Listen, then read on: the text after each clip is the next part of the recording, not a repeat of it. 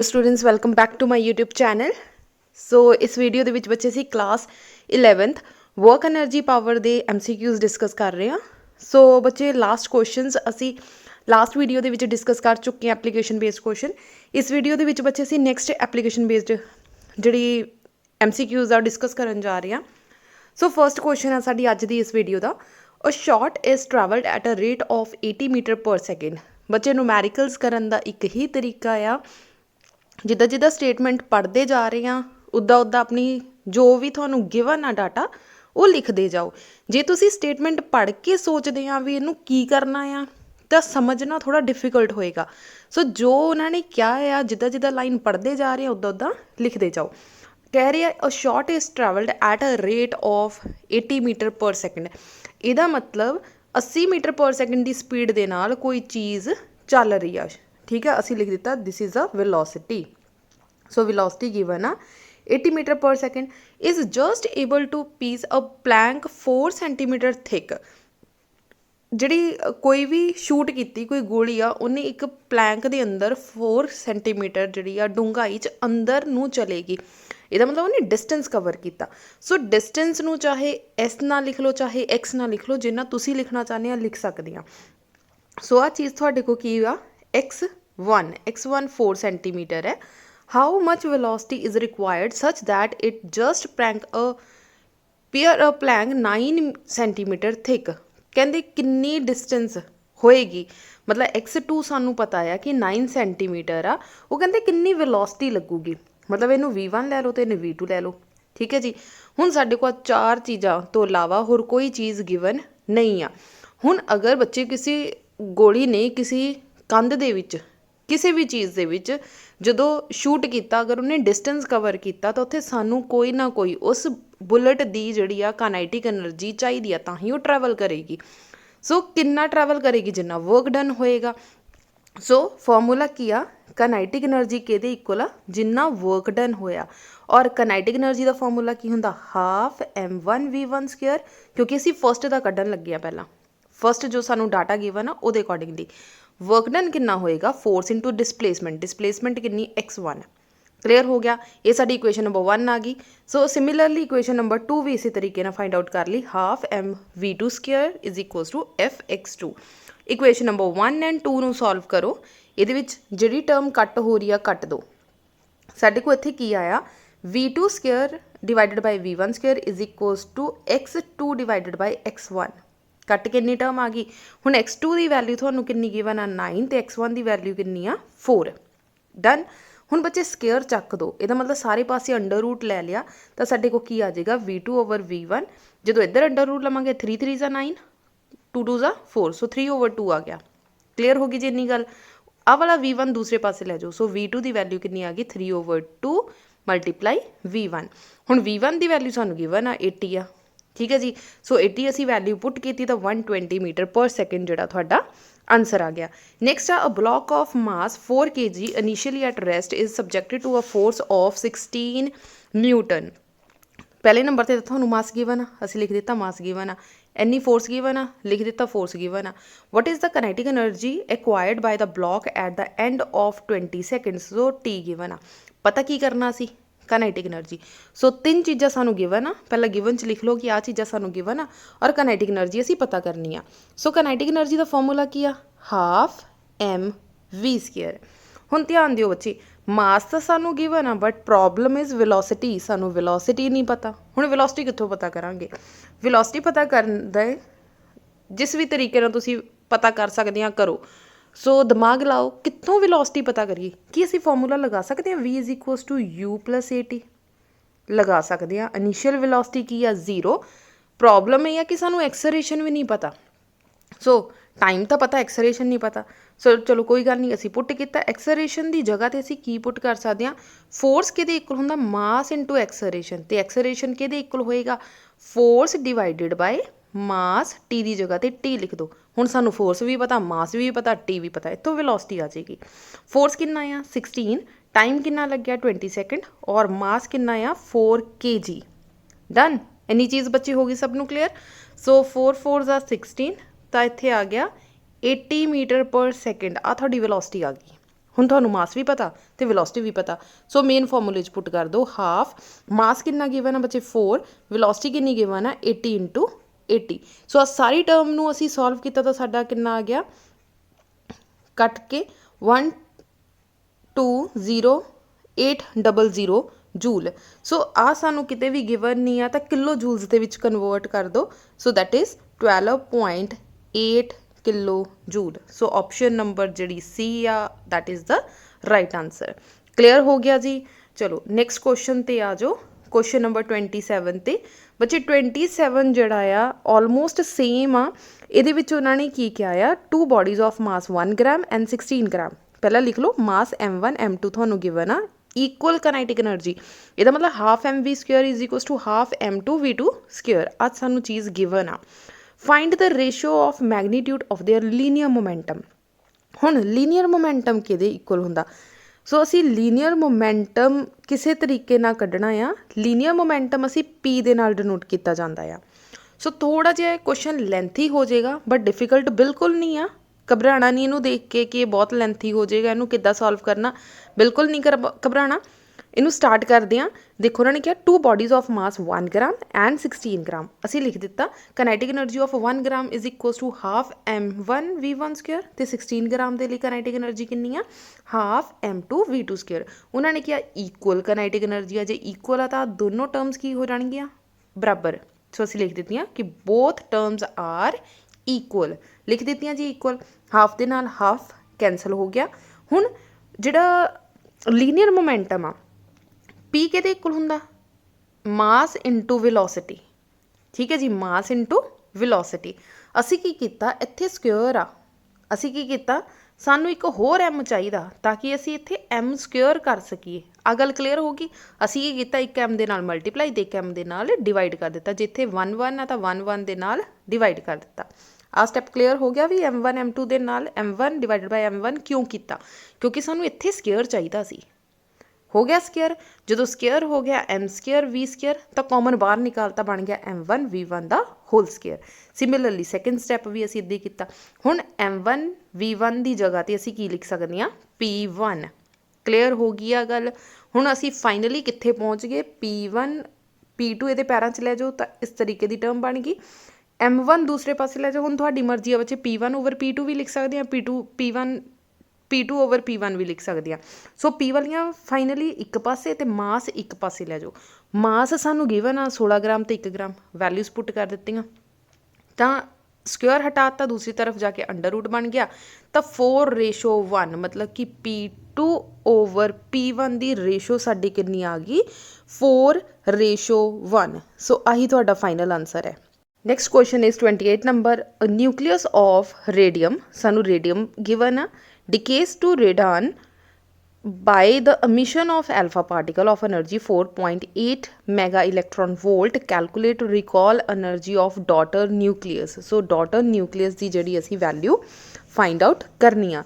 ਸੋ ਬੱਚੇ ਵੈਸੇ ਤਾਂ ਇਹ ਅਨਇੰਪੋਰਟੈਂਟ ਆ, ਜਿਹੜੇ ਵੀਕ ਸਟੂਡੈਂਟ ਆ ਜਾਂ ਜਿਨ੍ਹਾਂ ਨੂੰ ਨੂਮੈਰੀਕਲਸ ਨਹੀਂ ਪਸੰਦ, ਉਹ ਆਹ ਵਾਲਾ ਨੂਮੈਰੀਕਲ 100% ਸ਼ੋਰ ਆ ਛੱਡ ਕੇ ਜਾ ਸਕਦੇ ਆ।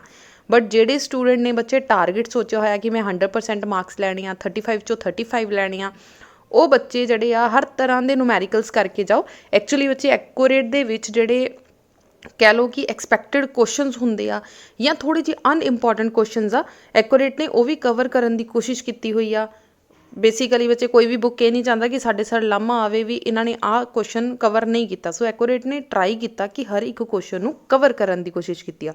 ਅਦਰਵਾਈਜ਼ 28th ਕੁਐਸਚਨ ਮਤਲਬ ਇੱਦਾਂ ਦੇ ਕੁਐਸਚਨ ਪੰਜਾਬ ਬੋਰਡ ਦੇ ਵਿੱਚ ਹਾਲੇ ਤੱਕ ਕਦੇ ਨਹੀਂ ਆਏ। ਸੋ ਚਲੋ ਆਪਾਂ ਦੇਖਦੇ ਹਾਂ। ਸੋ ਸਟਾਰਟਿੰਗ ਕਰਾਂਗੇ P ਤੋਂ। P is linear momentum is equal to √2mk।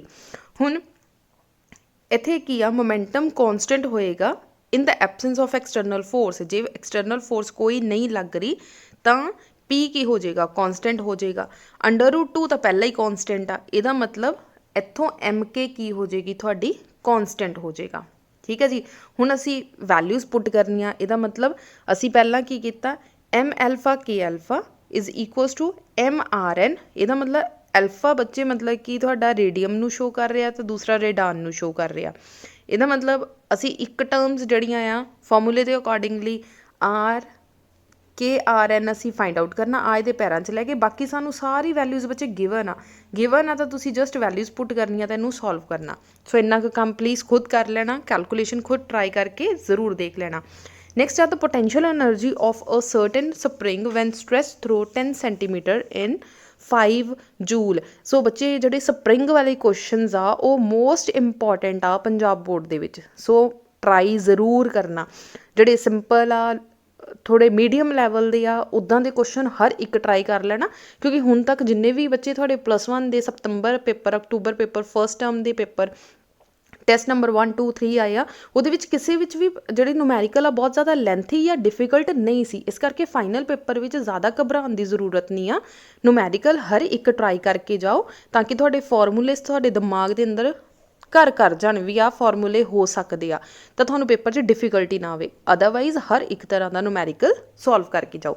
Spring ਕੌਂਸਟੈਂਟ ਵਾਲੇ ਨੂਮੈਰੀਕਲ ਇੰਪੋਰਟੈਂਟ ਆ। ਉਹਨਾਂ ਨੇ ਕਿਹਾ the potential energy of a certain spring when stretch through 10 centimetre. 10 centimetre ਮਤਲਬ ਤੁਹਾਨੂੰ ਡਿਸਟੈਂਸ ਦੱਸੀ ਹੋਈ ਆ ਕਿ ਉਹਨੇ ਇੰਨਾ ਕਵਰ ਕੀਤਾ। ਸੋ ਐਕਸ ਕਿੰਨਾ ਆ 10 ਸੈਂਟੀਮੀਟਰ, ਸੈਂਟੀਮੀਟਰ ਨੂੰ ਮੀਟਰ 'ਚ ਕਨਵਰਟ ਕੀਤਾ ਤਾਂ 0.1 ਮੀਟਰ ਇਨ 5 ਜੂਲ।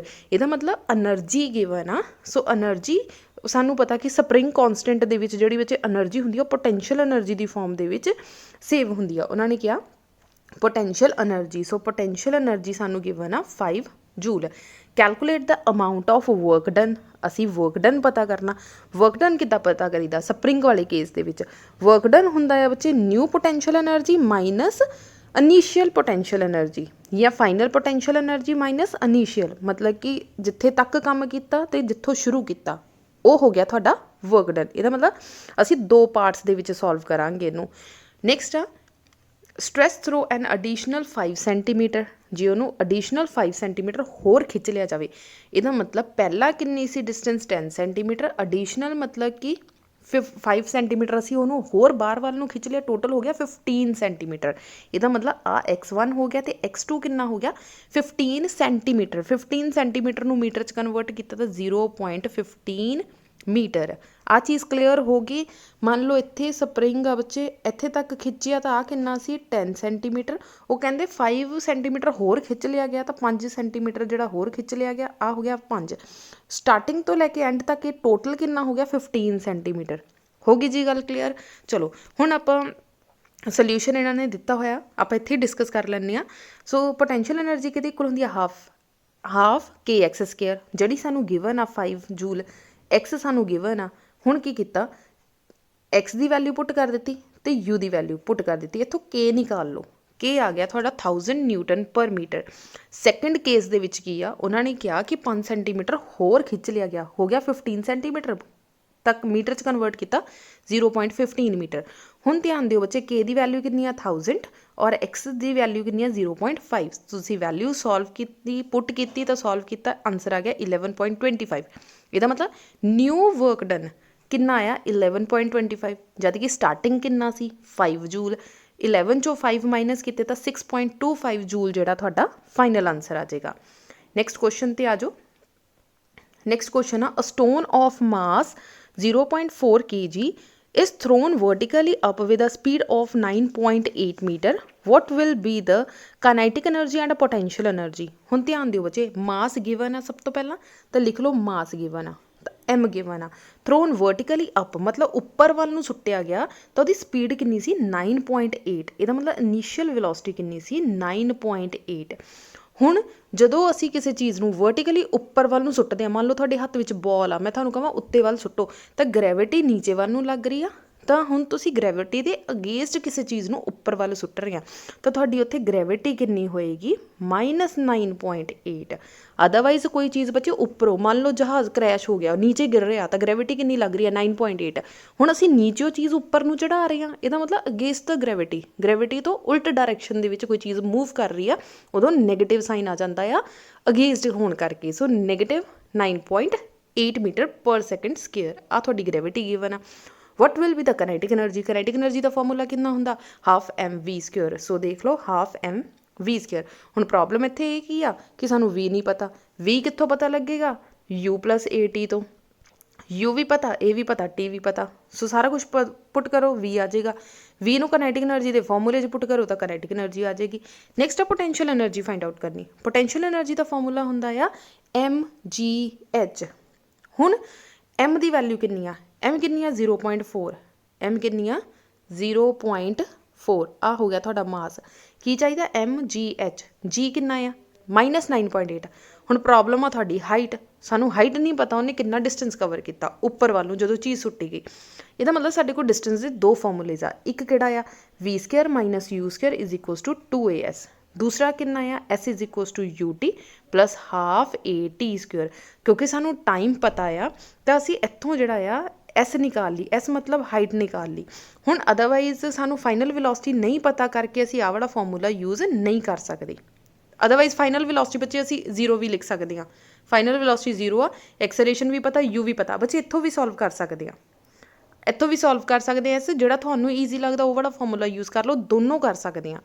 ਸੋ ਅਸੀਂ ਇਹਨੂੰ ਵੈਲਿਊਜ਼ ਪੁੱਟ ਕੀਤੀਆਂ, ਇੱਥੋਂ ਐਚ ਨਿਕਾਲ ਲਿਆ। ਐਚ ਪਤਾ ਲੱਗ ਗਈ ਤਾਂ ਆਹ ਵਾਲੇ ਫਾਰਮੂਲੇ 'ਚ ਪੁੱਟ ਕਰੋ ਤਾਂ ਤੁਹਾਡਾ ਪੋਟੈਂਸ਼ੀਅਲ ਐਨਰਜੀ ਵੀ ਸੋਲਵ ਹੋ ਜਾਏਗਾ। ਕਲੀਅਰ ਹੋ ਗਿਆ। ਸੋ ਬੱਚੇ ਦੂਸਰਾ ਮੈਥਡ ਜ਼ਰੂਰ ਟਰਾਈ ਕਰਕੇ ਦੇਖਣਾ। v² - u² = 2as। ਏ ਦੀ ਜਗ੍ਹਾ 'ਤੇ -9.8 ਆ ਜਾਏਗਾ। ਇਨੀਸ਼ੀਅਲ ਵੈਲੋਸਿਟੀ ਉੱਥੇ ਕੀ ਆ ਜਾਏਗੀ? ਯੂ ਕਿੰਨੀ ਹੋਏਗੀ? 9.8 ਅਤੇ ਵੀ ਕਿੰਨੀ ਹੋਏਗੀ? 0। ਕਿਉਂਕਿ ਇੱਕ ਪਰਟੀਕੂਲਰ ਟਾਈਮ 'ਤੇ ਜਾ ਕੇ ਉਹਨੇ ਉੱਪਰ ਜਾ ਕੇ ਰੁਕਣਾ ਹੀ ਰੁਕਣਾ, ਤਾਂ ਫਾਈਨਲ ਵੈਲੋਸਿਟੀ 0 ਹੋਏਗੀ। ਉੱਥੋਂ ਵੀ ਤੁਹਾਡੀ ਐਸ ਆ ਜਾਏਗੀ। ਐਸ ਮਤਲਬ ਐਚ। ਠੀਕ ਆ ਜੀ। ਸੋ ਟਰਾਈ ਜ਼ਰੂਰ ਕਰਕੇ ਦੇਖਣਾ। ਜਿਹੜੇ ਵੀ ਬੱਚੇ ਨੇ ਟਰਾਈ ਕੀਤਾ ਕਮੈਂਟ ਜ਼ਰੂਰ ਕਰ ਦੇਣਾ। ਨੈਕਸਟ ਆ ਜਾਓ। The potential energy of a certain spring when stretch through a distance x is 10 joule. So spring ਵਾਲਾ ਕੁਐਸਚਨ ਆ। ਵਰਕ ਡਨ ਤੁਸੀਂ ਪਤਾ ਕਰਨਾ, ਮਤਲਬ ਕਿ ਇਨੀਸ਼ੀਅਲ ਫਾਈਨਲ 'ਚੋਂ ਇਨੀਸ਼ੀਅਲ ਮਾਈਨਸ ਕਰਨਾ। ਸੋ ਸੇਮ ਕੁਐਸਚਨ ਆ ਬੱਚੇ। ਸੋ ਟਰਾਈ ਯੋਰਸੈਲਫ ਕਰਕੇ ਦੇਖਣਾ। ਨਹੀਂ ਹੋਏਗਾ ਤਾਂ ਮੇਰੇ ਤੋਂ ਕਮੈਂਟ ਵਿੱਚ ਪੁੱਛ ਲੈਣਾ। ਡੈਫੀਨੇਟਲੀ ਬੱਚੇ ਮੈਂ ਇਹਦਾ ਐਕਸਪਲੇਨੇਸ਼ਨ ਤੁਹਾਨੂੰ ਦੇ ਦੂੰਗੀ। ਨੈਕਸਟ ਵੀ ਬੱਚੇ ਸਪਰਿੰਗ ਕੌਨਸਟੈਂਟ ਆ 800 Nm/m ਤੁਹਾਨੂੰ ਗਿਵਨ ਹੈ। ਐਕਸਟੈਂਡ ਕੀਤਾ ਗਿਆ 5 cm 'ਤੇ। Calculate the work done. Again work done ਪਤਾ ਕਰਨਾ ਆ। ਸੋ ਵਰਕ ਡਨ ਤੁਸੀਂ ਪਤਾ ਕਰ ਸਕਦੇ ਆ। ਠੀਕ ਹੈ ਜੀ। ਸੋ ਟਰਾਈ ਕਰਕੇ ਦੇਖਣਾ। ਨਹੀਂ ਹੋਏਗਾ ਤਾਂ ਬੱਚੇ ਮੈਂ ਇੱਥੇ ਹੀ ਬੈਠੀ ਹਾਂ, ਜਦੋਂ ਮਰਜ਼ੀ ਕਮੈਂਟ ਕਰਕੇ ਪੁੱਛ ਲੈਣਾ। ਤੁਹਾਨੂੰ ਜਿਹੜਾ ਸੋਲਿਊਸ਼ਨ ਆ 100% ਜਿਹੜਾ ਆ ਮਿਲ ਜਾਏਗਾ। ਨੈਕਸਟ ਆ ਜਾਓ। The engine of a train has to apply a force of 4000 newton. ਹੁਣ ਫੋਰਸ ਮਤਲਬ ਕਿ ਤੁਹਾਨੂੰ ਐਫ ਗਿਵਨ ਆ। ਫੋਰਸ ਮਤਲਬ ਐਫ ਗਿਵਨ ਆ। To overtake friction to run at a uniform rate. Uniform rate ਦਾ ਕੀ ਮਤਲਬ ਆ ਤੁਹਾਡੀ ਵੈਲੋਸਿਟੀ ਗਿਵਨ ਆ km/h। km/h ਨੂੰ ਪਹਿਲਾਂ ਸਾਨੂੰ m/s 'ਚ ਕਨਵਰਟ ਕਰਨਾ ਪਏਗਾ। ਤਾਂ 5/18 ਦੇ ਨਾਲ ਇਹਨੂੰ ਕੀ ਕਰ ਦੇਣਾ ਅਸੀਂ? ਡਿਵਾਈਡ ਕਰ ਦੇਣਾ। 18 1 18, 18 4 74। ਸੋ ਕੱਟ ਕੇ ਆ ਗਿਆ ਸਾਡੇ ਕੋਲ 20 m/s। What is the power? So power ਦਾ ਫਾਰਮੂਲਾ ਕੀ ਹੁੰਦਾ? Power = force into velocity. Force ਵੀ ਗਿਵਨ ਆ, ਵੈਲੋਸਿਟੀ ਵੀ ਗਿਵਨ ਆ, ਮਲਟੀਪਲਾਈ ਕਰ ਦਿਓ ਤਾਂ ਤੁਹਾਡਾ ਆਨਸਰ ਆ ਜਾਏਗਾ। ਨੈਕਸਟ ਆ ਜਾਓ। A body is moving along z axis of a coordinate system is subjected to a constant force F given ਹੈ। IJK are the unit vectors। unit vector ਉਹ ਹੁੰਦੇ ਆ ਜਿਹੜੀ ਡਾਇਰੈਕਸ਼ਨ ਮੈਂਸ਼ਨ ਕਰਦੇ। ਹੁਣ XYZ axis of the system calculate work done। ਬੱਚੇ ਜਦੋਂ ਵੀ ਮੈਂ ਨੂਮੈਰੀਕਲ ਸਮਝਾਉਂਦੀ ਹਾਂ, ਜਿੱਦਾਂ ਹੁਣ ਮੈਂ ਤੁਹਾਨੂੰ ਦੱਸ ਕੇ ਹਟੀ ਹਾਂ ਕਿ IJK ਯੂਨਿਟ ਕੈਪ ਆ, ਇਹ ਡਾਇਰੈਕਸ਼ਨ ਦੱਸਦੇ ਆ, ਡਾਇਰੈਕਸ਼ਨ ਨੂੰ ਰਿਪਰਜੈਂਟ ਕਰਦੇ ਆ। ਜਦੋਂ ਕੋਈ ਇੱਦਾਂ ਦੀ ਲਾਈਨ ਮੈਂ ਬੋਲਦੀ ਹਾਂ ਜਿਹੜੀ ਤੁਹਾਡੀ ਨੌਲੇਜ ਦੇ ਲਈ ਹੈਗੀ ਆ, ਤਾਂ ਉਹ ਚੀਜ਼ ਆਪਣੀ ਕਾਪੀ ਦੇ ਉੱਪਰ ਸਟਾਰ ਬਣਾ ਕੇ ਜਾਂ ਕਿਸੇ ਹੋਰ ਕਲਰਡ ਪੈਨ ਦੇ ਨਾਲ ਲਿਖ ਲਿਆ ਕਰੋ। ਕਿਉਂ ਲਿਖਣ ਦੀ ਲੋੜ ਆ? ਜਦੋਂ ਤੁਹਾਡੇ ਬੱਚੇ ਅੰਡਰਸਟੈਂਡਿੰਗ ਬੇਸਡ ਜਾਂ ਨੌਲੇਜ ਬੇਸਡ ਕੁਐਸਚਨ ਆਉਂਦੇ ਆ ਨਾ, ਉਹ 'ਚ ਆਹੀ ਚੀਜ਼ਾਂ ਪੁੱਛੀਆਂ ਜਾਂਦੀਆਂ। ਨੌਲੇਜ ਬੇਸਡ ਜਿਹੜੇ ਤੁਹਾਡੇ ਪਹਿਲੇ ਨੰਬਰ 'ਤੇ ਕੁਐਸਚਨਸ ਆਉਣੇ ਆ, ਉਹ ਸਿਰਫ ਨੌਲੇਜ ਨਾਲ ਰਿਲੇਟਡ ਆ। ਵੀ IJK ਕੈਪ ਅਸੀਂ ਕਿਉਂ ਯੂਜ਼ ਕਰਦੇ ਹਾਂ, ਕੈਪ ਲਗਾਉਣ ਵਾਸਤੇ, ਡਾਇਰੈਕਸ਼ਨ ਵਾਸਤੇ, ਜਾਂ ਕਿਹੜੀ ਚੀਜ਼ ਵਾਸਤੇ, ਤਾਂ ਤੁਹਾਨੂੰ ਪਤਾ ਹੋਣਾ ਚਾਹੀਦਾ। IJK ਜਿਹੜੀ ਆ ਡਾਇਰੈਕਸ਼ਨ ਮੈਂਸ਼ਨ ਕਰਨ ਦੇ ਲਈ ਯੂਨਿਟ ਵੈਕਟਰ ਦੀ ਤੌਰ 'ਤੇ ਯੂਜ਼ ਕੀਤੇ ਜਾਂਦੇ ਆ। ਹੁਣ ਦੇਖੋ ਇੱਥੇ ਫੋਰਸ ਗਿਵਨ ਆ, ਉਹਨਾਂ ਨੇ ਕਿਹਾ ਵਰਕ ਡਨ ਪਤਾ ਕਰੋ। ਸੋ ਵਰਕ ਡਨ ਦਾ ਫਾਰਮੂਲਾ ਕੀ ਹੁੰਦਾ? Force into force into displacement. ਹੁਣ ਪ੍ਰੋਬਲਮ ਇੱਥੇ ਇਹ ਆ ਕਿ ਸਾਨੂੰ ਡਿਸਪਲੇਸਮੈਂਟ ਨਹੀਂ ਗਿਵਨ। ਬੱਚੇ ਹੁਣ ਧਿਆਨ ਦਿਓ, ਪੂਰੀ ਸਟੇਟਮੈਂਟ ਦੇ ਵਿੱਚ ਸਾਨੂੰ ਕਿਤੇ ਡਿਸਪਲੇਸਮੈਂਟ ਗਿਵਨ ਨਹੀਂ ਆ। ਇਹਦਾ ਮਤਲਬ ਇਹਦੇ ਵਿੱਚ ਇੱਕ ਲਾਈਨ ਕਿਤੇ ਉਹਨਾਂ ਨੇ ਮਿਸਪ੍ਰਿੰਟ ਹੋ ਗਈ। ਅਦਰਵਾਈਜ਼ ਤੁਹਾਨੂੰ ਐਸ ਗਿਵਨ ਹੋਏਗਾ ਤਾਂ ਅਸੀਂ ਪਤਾ ਕਰ ਸਕਦੇ ਹਾਂ। ਸੋ ਇੱਥੇ ਲਿਖ ਲੈਣਾ 2 ਮੀਟਰ ਡਿਸਟੈਂਸ। ਠੀਕ ਹੈ ਜੀ। ਸੋ ਉਹਦੇ ਅਕੋਰਡਿੰਗਲੀ ਹੀ ਹੋਏਗਾ। ਜਦੋਂ ਤੱਕ ਤੁਹਾਨੂੰ ਡਿਸਟੈਂਸ ਨਹੀਂ ਪਤਾ ਹੋਏਗੀ, ਇਹਦੇ ਵਿੱਚ ਕੋਈ ਆਈਡੀਆ ਵੀ ਨਹੀਂ ਆ ਕਿ ਅਸੀਂ ਕਿੱਦਾਂ ਫਾਈਂਡ ਆਊਟ ਕਰ ਸਕਦੇ ਹਾਂ। ਸੋ ਡੈਫੀਨੇਟਲੀ ਲਾਈਨ ਇੱਥੇ ਮਿਸਪ੍ਰਿੰਟ ਆ। ਸੋ ਤੁਹਾਨੂੰ ਬੱਚੇ ਐਸ ਜਿਹੜੀ ਆ ਗਿਵਨ ਹੋਏਗੀ। ਐਸ ਕੀ ਹੋਏਗੀ? ਗਿਵਨ ਹੋਏਗੀ। ਸੋ ਕੁਐਸਚਨ ਵਿੱਚ ਮਿਸਪ੍ਰਿੰਟ ਆ। ठीक है जी। सो वैल्यू पुट करनी आ। हुण बच्चे के नूं सिर्फ के दे नाल ही मल्टीप्लाई कर सकते हैं, बाकी सारे 0 हो जाएंगे। सो 4 2 ज़ा 8, सो 8 जूल जिहड़ा तुहाडा आंसर आ जाएगा। 25th question is a ballistic demonstration a police officer fires a bullet of mass 50 gram. So बच्चे 50 ग्राम है, इनू किलोग्राम च कन्वर्ट करो, दैट इज 0.05 kg, मतलब कि इनू 1000 ਦੇ ਨਾਲ डिवाइड कर देंगे विद स्पीड 200। ਇਹਦਾ मतलब initial velocity is 200 on soft plywood of thickness 2 centimetre, जिहदी थिकनेस कितनी आ 2 सेंटीमीटर आ। The bullet emerge only 10% of its initial kinetic energy, what will be the emergent speed of the bullet? Now we have to find the velocity. Emergent velocity कितनी आ? सो सब तो पहले तो सानू काइनेटिक एनर्जी निकालनी पएगी। काइनेटिक एनर्जी किहदी? जिहड़ी कि इनिशियल आ, initial is equals to half M U square. So what is mass? Mass is 0.05 and U कितना आ तुहाडा 200, 200 दा whole square, half M V square हुंदा तां इत्थे यू स्क्वेयर। सो आ सारी टर्म नूं बच्चे सॉल्व करो, वी गेट 1000 जूल। ठीक है जी, ये थोड़ी इनिशियल आ गई। ਇਹਦਾ मतलब सिमिलरली फाइनल काइनेटिक एनर्जी निकालांगे half M U square into 10%। उन्होंने क्या 10% ऑफ आ kinetic energy, initial kinetic energy. So साडा हाफ एम यू कितना आया सी 1000 मल्टीप्लाई बाय 10%। सो 2 zeros ना 2 0 कट्टियां गईयां, साडे को आ गया 100 जूल। साडी फाइनल काइनेटिक एनर्जी कितनी होएगी? ऊपर असी सारा सॉल्व कर लिया। सो काइनेटिक एनर्जी कितनी होएगी? Half M V square is equals to 100 joule. 100 joule असी फाइंड आउट कर लिया। इत्थों वेलोसिटी निकाल लो, हाफ एम दूसरी तरफ लै जाओ। सो एम की वैल्यू भी सानू गिवन है, दैट इज 0.05। सो इनू सॉल्व कर लो, साडी फाइनल वेलोसिटी आ जाएगी 62.2 मीटर पर सेकेंड। बच्चे नेक्स्ट क्वेश्चन नंबर 36 आ। You can try yourself, नहीं होएगा तो बच्चे मैं दसूँगी, अदरवाइज इत्थे सोल्यूशन तुहानू गिवन है। सो फोर्स का पहला फॉर्मूला लगा लिया, दैन काइनेटिक एनर्जी का फॉर्मूला लगा लिया। सिमिलरली बच्चे नेक्स्ट क्वेश्चन है, ये भी एक जड़ा वर्क एनर्जी थ्योरम लगाई है, that is F S C is equals to half M initial kinetic energy minus final kinetic energy. So ये भी बच्चे खुद ट्राई करके देखना, ईजीली हो जाएगा। 38 नंबर क्वेश्चन है बच्चे, इतने kinetic energy of a body is increased by 300%। हुण 300% जी काइनेटिक एनर्जी इनक्रीज होगी, ਇਹਦਾ मतलब ਜਿਹੜੀ ਨਵੀਂ ਕਾइनेटिक एनर्जी आ वो 3% 300 ਜਿਹੜੀ परसेंट आ वो इनक्रीज हुई आ। सो ਅਸੀਂ ਕੀ ਲਿਖਾਂਗੇ K + 300% kinetic energy by how much the linear momentum of the body increase. हुण लीनियर मोमेंटम कहंदे आ किन्ना इनक्रीज हो जाएगा। सो बच्चे इनक्रीज का फॉर्मूला की हुंदा आ, परसेंटेज जिहड़ी आ इनक्रीज दी हुंदी आ, that is equals to final minus initial divided by initial into 100। आ बच्चे फॉर्मूला आ, ਇਹਦਾ मतलब पी डैश सानू पहला निकालना पएगा। सो देखते हैं कितना सॉल्व करना। सब तो पहला तुसी लिखना है K is equals to P square over 2m। इत्थों P निकाल लिया, P की वैल्यू कितनी आ गई √2mk। सो उन्होंने क्या काइनेटिक एनर्जी इनक्रीज बाय 300%। सो इस तरीके ना फॉर्मूले दे नाल आपां लिख दिता कि 300% जिहड़ा आ इनक्रीज कर गया। सो पहला की आ K, नीचे की सी 300 डिवाइडेड बाय 100। सो 0 ना 0 कट्टी गए तो 3k आ गया, तो 4k आ गया। P डैश कितना होएगा 2m 4k। कला k लिखन की बजाय असी की लिखांगे 4k। सो 4k आ गया, 4 2 ज़ा 8, या फिर 4 नू 2 2 ज़ा 4 करके बाहर निकालता। आ टर्म इस तरह, आ टर्म की है थोड़ी P।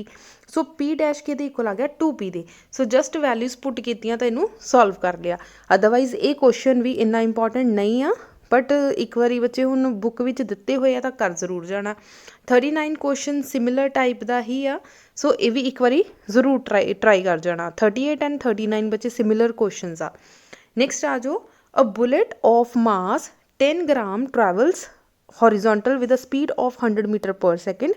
हुण बच्चे तुहानूं मास गिवन आ, मास कितना आ 10 ग्राम। 10 ग्राम नूं असी किलोग्राम च कन्वर्ट करना, 1000 दे नाल की कर दिता डिवाइड, 0 ना 0 कट्टी गई, तक आ गया 10⁻⁻2 या फिर 0.01 kg। तुसी जिद्दां मर्जी लिख सकते हैं। स्पीड कितनी गई बना 100 metre per second is observed by a wooden block of mass 900 gram. जोड़ा मास आ 900 ग्राम आ। Calculate the vertical height through which the block rise. Vertical height मतलब सानू एच पता करनी आ, ठीक है जी। सो इत्थे थोड़ा जिहा हुण सानू देखना पएगा कि एच वाला फॉर्मूला असी किहड़ा लगा सकते हैं जिहदे विच वेलोसिटी भी होवे, मास भी होवे। सो बच्चे बुक ने थोड़ा जिहा मैथड होर यूज़ किया आ, मैं वो मैथड नहीं फॉलो करना चाहती। सो मैं ਤੁਸੀਂ ਜੇ ਤੁਹਾਨੂੰ ਬੁੱਕ ਦਾ ਮੈਥਡ ਅੱਛਾ ਲੱਗਦਾ ਬੁੱਕ ਵਾਲਾ ਯੂਜ਼ ਕਰ ਲਓ, ਅਦਰਵਾਈਜ਼ ਜਿਸ ਮੈਥਡ ਨਾਲ ਮੈਂ ਐਕਸਪਲੇਨ ਕਰ ਰਹੀ ਹਾਂ ਉੱਦਾਂ ਸੋਲਵ ਕਰ ਲਓ, ਉਹ ਜ਼ਿਆਦਾ ਈਜ਼ੀ ਹੈ ਜਿਹੜਾ ਮੈਂ ਐਕਸਪਲੇਨ ਕਰਨ ਲੱਗੀ ਹਾਂ। ਲਿਖਿਆ ਮੋਮੈਂਟਮ ਜਿਹੜਾ ਬਿਫੋਰ ਆ ਕੋਲੀਜਨ ਵਾਲਾ ਉਹ ਅਸੀਂ ਲਿਖ ਦਿੱਤਾ is equals to after striking block. ਜਦੋਂ ਬਲੋਕ ਦੇ ਵਿੱਚ ਜਿਹੜੀ ਆ ਤੁਹਾਡੀ ਬੁਲਟ ਆ ਉਹ ਫਾਇਰ ਹੋ ਗਈ ਤਾਂ ਕਿੰਨਾ ਹੋਏਗਾ। ਸੋ ਅਸੀਂ ਲਿਖ ਰਹੇ ਹਾਂ, ਸੋ ਮੋਮੈਂਟਮ ਕਿਹਦੇ ਇਕੁਅਲ ਹੁੰਦਾ, ਮਾਸ ਇਨਟੂ ਵੈਲੋਸਿਟੀ। ਸੋ ਮਾਸ ਕਿੰਨਾ ਤੁਹਾਡੀ ਬੱਚੇ 10 ਗ੍ਰਾਮ ਜਿਹੜਾ ਆ ਮਾਸ ਗਿਵਨ ਆ, ਸੋ ਅਸੀਂ ਲਿਖ ਦਿੱਤਾ 10 ਗ੍ਰਾਮ ਮਲਟੀਪਲਾਈ ਬਾਏ ਤੁਹਾਡੀ ਵੈਲੋਸਿਟੀ ਕਿੰਨੀ ਆ 100। ਨੈਕਸਟ ਆ ਆਫਟਰ ਸਟਰਾਈਕ, ਜਦੋਂ ਸਟਰਾਈਕ ਕਰ ਗਿਆ ਉਦੋਂ ਕਿੰਨਾ ਸੀਗਾ, ਉਹਨਾਂ ਨੇ ਕਿਹਾ 900 ਗ੍ਰਾਮ ਦੀ ਜਿਹੜੀ ਬਲੋਕ ਦੇ ਵਿੱਚ ਐਂਟਰ ਕਰ ਗਿਆ, ਅਸੀਂ ਲਿਖ ਦਿੱਤਾ 900 ਪਲੱਸ 10 ਕੀ ਆ ਤੁਹਾਡਾ ਜਿਹੜੀ ਕਿ ਬੁਲਟ ਦਾ ਮਾਸ ਸੀ। ਸੋ ਦੋਨੋਂ ਮਾਸ ਕਿੰਨੇ ਹੋ ਗਏ 910 ਗ੍ਰਾਮ। ਵੈਲੋਸਿਟੀ ਨਾਲ ਲਿਖ ਦਿੱਤੀ v। ਸੋ v ਕੀ ਆ ਤੁਹਾਡੀ ਉਹ ਵਾਲੀ ਵੈਲੋਸਿਟੀ ਜਿਹੜੀ bullet the velocity of bullet ਆ। ਸੋ 10 ਨੂੰ 100 ਨਾਲ ਮਲਟੀਪਲਾਈ ਕੀਤਾ ਤਾਂ 1000, ਇੱਧਰ ਆ ਗਿਆ 910 v। ਸੋ ਇੱਥੋਂ ਵੈਲੋਸਿਟੀ ਨਿਕਾਲ ਲਈ which is 1.098 which is approximately 1 metre per second. ਉਸ ਤੋਂ ਬਾਅਦ ਅਸੀਂ ਲਗਾਇਆ according to the conservation of energy. ਅਗਰ ਕੰਜ਼ਰਵੇਸ਼ਨ ਆਫ ਐਨਰਜੀ ਦੇਖਿਆ ਜਾਵੇ, ਜਿੰਨੀ ਕਾਈਨੈਟਿਕ ਐਨਰਜੀ ਪਹਿਲਾਂ ਆ ਇਕੁਅਲ ਟੂ ਪੋਟੈਂਸ਼ੀਅਲ ਐਨਰਜੀ ਆ ਜਾਏਗੀ, that is half mv square is equal to mgh। So ਇੱਥੋਂ h ਨਿਕਾਲ ਲਿਆ, ਸੋ ਵੈਲਿਊਜ਼ ਪੁੱਟ ਕੀਤੀਆਂ, ਉਹਨੂੰ ਸੋਲਵ ਕੀਤਾ ਤਾਂ ਆਨਸਰ ਆ ਗਿਆ। ਸੋ ਇਹ ਸਿੱਧਾ ਆਨਸਰ ਆ ਗਿਆ, momentum is equal to before momentum is equal to after momentum. Momentum ਕਿਹਦੇ ਇਕੁਅਲ ਹੁੰਦਾ, ਮਾਸ ਇਨਟੂ ਵੈਲੋਸਿਟੀ, ਦੋਨੋਂ ਦੇ ਮਾਸ ਇਨਟੂ ਵੈਲੋਸਿਟੀ ਲਿਖਿਆ, ਉੱਥੋਂ ਵੈਲੋਸਿਟੀ ਨਿਕਾਲ ਲਈ, ਦੈਨ ਕੰਜ਼ਰਵੇਸ਼ਨ ਆਫ ਐਨਰਜੀ ਦਾ ਫਾਰਮੂਲਾ ਲਗਾ ਕੇ kinetic energy is equal to potential energy ਲਿਖ ਦਿੱਤਾ, half mv square is equal to mgh। So ਸਿੱਧਾ ਤੁਹਾਡੀ h ਦੀ ਵੈਲਿਊ ਆ ਗਈ, ਡਨ। ਸੋ ਸਾਈਡ 'ਤੇ ਬੱਚੇ ਉਹਨਾਂ ਨੇ ਹੋਰ ਮੈਥਡ ਨਾਲ ਕੀਤਾ ਆ, ਜੇ ਤੁਸੀਂ ਇਸ ਮੈਥਡ ਨਾਲ ਕਰਨਾ ਚਾਹੁੰਦੇ ਆ ਤਾਂ ਇੱਦਾਂ ਵੀ ਕਰ ਸਕਦੇ ਆ। ਨੈਕਸਟ ਆ ਜਾਓ, a body of mass 2 kg is thrown vertically upward. Vertically upward ਮਤਲਬ ਉੱਪਰ ਵੱਲ ਨੂੰ ਜਾ ਰਹੀ ਹੈ। ਹੁਣ ਗ੍ਰੈਵਿਟੀ ਕੀ ਹੋਏਗੀ ਤੁਹਾਡੀ -g and initial velocity u ਕਿੰਨੀ ਗਿਵਨ ਹੈ 20 metre per second. What will be the potential energy at the end of 2 second. At the end of 2 second 'ਤੇ ਬੱਚੇ ਤੁਸੀਂ ਕੀ ਪਤਾ ਕਰਨੀ ਆ, ਪੋਟੈਂਸ਼ੀਅਲ ਐਨਰਜੀ। ਪੋਟੈਂਸ਼ੀਅਲ ਐਨਰਜੀ ਦਾ ਫਾਰਮੂਲਾ ਕੀ ਹੁੰਦਾ, mgh। ਹੁਣ ਫਾਰਮੂਲਾ ਲਗਾਉਣਾ ਆ ਪੋਟੈਂਸ਼ੀਅਲ ਐਨਰਜੀ ਦਾ mgh। ਬੱਚੇ ਮਾਸ ਗਿਵਨ ਹੈ, ਗ੍ਰੈਵਿਟੀ ਜਿਹੜੀ ਗਿਵਨ ਹੈ ਸਾਡੀ 9.8, ਤਾਂ h ਦੀ ਵੈਲਿਊ ਸਾਨੂੰ ਨਹੀਂ ਪਤਾ। ਹਾਈਟ ਹੁਣ ਉੱਪਰ ਵੱਲ ਨੂੰ ਜਾ ਰਿਹਾ, ਸੋ ਦੋ ਫਾਰਮੂਲੇਜ਼ ਲਗਾ ਸਕਦੇ ਹਾਂ, v square minus u square is equal to 2as। Final velocity 0, initial velocity 20, acceleration g ਕਿੰਨਾ ਆ -9.8, ਤਾਂ ਇੱਥੋਂ h ਤੁਸੀਂ ਪਤਾ ਕਰ ਸਕਦੇ ਹਾਂ। ਸੋ ਆ ਵੀ ਫਾਰਮੂਲਾ ਲਗਾ ਸਕਦੇ ਹਾਂ, ਜਾਂ ਫਿਰ s is equal to ut plus half at square ਵਾਲਾ ਵੀ ਫਾਰਮੂਲਾ ਲਗਾ ਸਕਦੇ। ਸੋ s ਦੀ ਜਗ੍ਹਾ 'ਤੇ ਆ ਗਿਆ h is equal to ut plus half g ਕਿਹੜਾ ਆ ਮਾਈਨਸ ਦਾ ਟੀ ਸਕੁਅਰ। ਸੋ ਕਿੰਨਾ ਆ ਗਿਆ -ਹਾਫ gt। ਸੋ ਤੁਸੀਂ ਆਹ ਵਾਲਾ ਫਾਰਮੂਲਾ ਵੀ ਲਗਾ ਕੇ h ਫਾਈਂਡ ਆਊਟ ਕਰ ਸਕਦੇ ਹਾਂ, ਠੀਕ ਹੈ ਜੀ। ਸੋ ਸਾਨੂੰ m ਵੀ ਪਤਾ, ਜੀ ਦੀ ਵੈਲਿਊ ਬੱਚੇ ਚਾਹੇ 9.8 ਪੁੱਟ ਕਰ ਲਓ ਚਾਹੇ 10। ਜਦੋਂ 9.8 ਕਰੋਗੇ ਤਾਂ 398 ਸਮਥਿੰਗ ਕੁਛ ਆ ਜਾਏਗਾ, ਤਾਂ ਆਪਾਂ ਰਾਊਂਡ ਆਫ ਕਰਾਂਗੇ ਤਾਂ ਜਿਹੜਾ ਆ 400 ਦੇ ਨੀਅਰ ਅਬਾਊਟ ਆਨਸਰ ਆ ਰਿਹਾ। ਸੋ ਤੁਸੀਂ ਇਸ ਤਰੀਕੇ ਨਾਲ ਵੀ 10 ਲਗਾ ਕੇ ਵੀ ਸੋਲਵ ਕਰ ਸਕਦੇ ਹਾਂ, 9.8 ਲਗਾ ਕੇ ਵੀ ਕਰ ਸਕਦੇ ਹਾਂ। ਕਲੀਅਰ ਹੋ ਗਿਆ। ਜੇ 9.8 ਲਗਾ ਕੇ ਕਰੋਗੇ ਤਾਂ ਪੁਆਇੰਟਸ ਦੇ ਵਿੱਚ ਆਨਸਰ ਆਊਗਾ।